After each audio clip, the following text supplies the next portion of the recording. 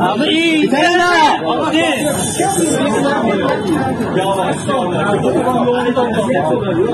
Sen canım.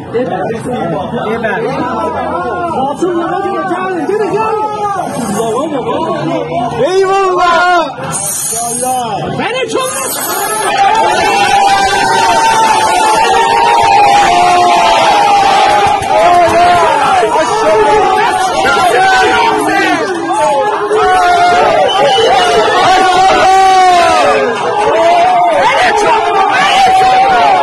Son günler geniş etirazlar, büyük şehirlerin hamısına yayılmış etirazlar, təərrüzi bir durumda olan etirazlar. Təbrizdə polisi və baskı gücünü çox sürətlə geriyə oturan bir etirazlar. Zəncana, Urmiyə, Ərdəbilə başqa şəhərlərə yayılan etirazlar. İran səviyyəsində gedən etirazlar. İran rejiminin dəyişməsinə bir ümid ışığı yanan etirazlar. İran rejiminin dəyişməsinə ürəklərdə bir işıq saçan etirazlar meydandadır. Mərkəzçilərə etirazların sonucu, hətta rejim dəyişikliyi olursa belə böyük sakınca yoxdur. Orada ümumiyyətlə bir fikir yaxınlığı var. Bir mərkəzçi hakimiyyətin qurulması. Kürdistanda da etirazlar sonuclansa müəyyən bir neçə parti liderliyi ortadadır. Bəluçların bəlkə Elat modelində yaşamaqları üçün Elat rəhbərləri onların birləşməsi üçün hərəkatın önündə gedə bilər. Ərəblər də belə bir durumdadılar. Amma bu arada Türk toplumuna Azərbaycanda və mərkəzdə yol göstərən bir çaba yoxdur. Təşəkkürlər düzəlmişdir. Amma bildiyimiz kimi bu təşəkkürlər halən toplumun içinə yayılmayıblar. Türklərin Azərbaycanda və mərkəzdə təşəkkürlər var.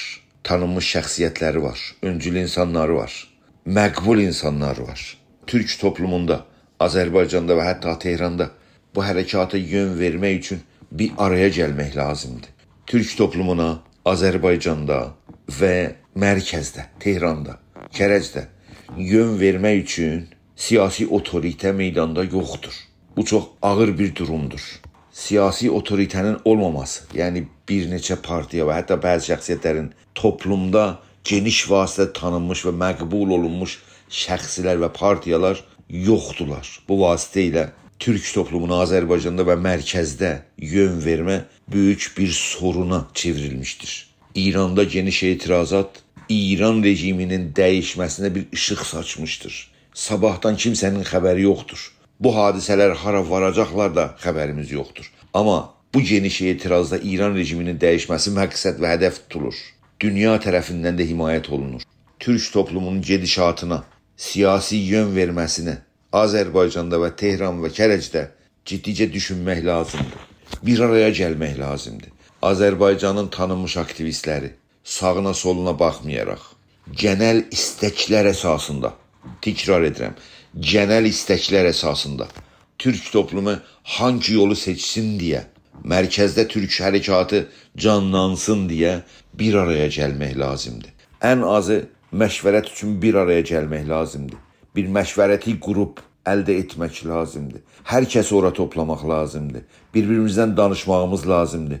Və ümumiyyətlə bir yerdə və bir arada bu qruplar və bu şəxsiyyətlər bir-birindən yaxından danışıb Türk toplumuna Azərbaycanda və mərkəzdə yön vermə, cəhət vermək üçün bir çaba içində olmalıdır. Bir mənəvi və məşvərət qrupu düzəlməlidir, meydana gəlməlidir. Bu məşvərət qrupu Türk toplumunda, Azərbaycanda və mərkəzdə mənəvi etibar qazanmalıdır. Bu mənəvi etibar o qrupun içində iştirak edən şəxsiyyətlərin mənəvi etibarlarına dayanaraq bərpa olunmalıdır. Hərəkətə Azərbaycanda və Tehranda yön verməlidir. Türk toplumunun nəbzini əldə saxlamalıdır. Etirazların nəbzini ələ almaq lazımdır. Hətta lazımi zamanda yön göstərmək lazımdır. Toplumsal yön göstərmək lazımdır. Yəni o məşvərət qrupu həm içəri və həm eşik aktivistləri, təkrarən, həm içəri və həm eşik aktivistləri. İçəri aktivistlərinin adı gəlməyə də ehtiyac yoxdur, amma bir arada olmağa ehtiyacı vardı. Bu məşvərəti qrup necə çıxış etsin deyə də bərabər qərar verməlidirlər. Amma qərar verməlidirlər. Amma bir araya gəlməlidirlər. Amma bir iş görməlidirlər.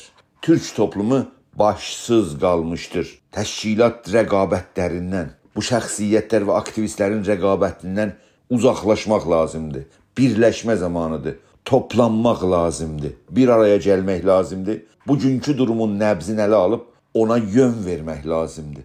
Necə etmək lazımdır desəniz, bir araya gəlib, orada məşvərətləşib, orada qərar verməliyik ki, nə etməliyik? Hər insanımızın yanında bugün bu sorumluluq hiss olmalıdır. İxtilafları kənara qoymalıdır, bir araya gəlməlidir. Bir araya gəlməklə Türk toplumunun Azərbaycanda və mərkəzdə yanında olmalıdır. Bu sahədə gec qalırsaq, bəlkə daha gec ola bilir.